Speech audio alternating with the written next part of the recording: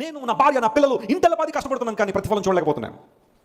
సంపాదించేటప్పుడు చాలా చాలా సంపాదిస్తున్నాం, కానీ ఎందుకో మా జీవితంలో సంతృప్తి లేదు, సమాధానం లేదు.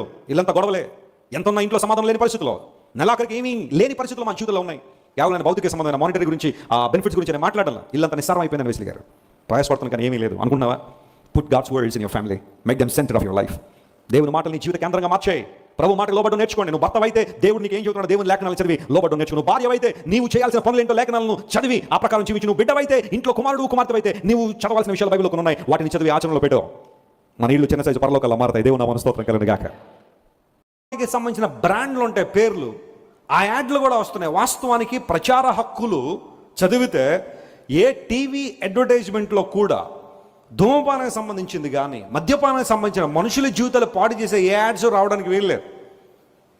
మరి మనకు ఆ మాత్రం తెలివి లేదా అన్నట్టుగా కొంతమంది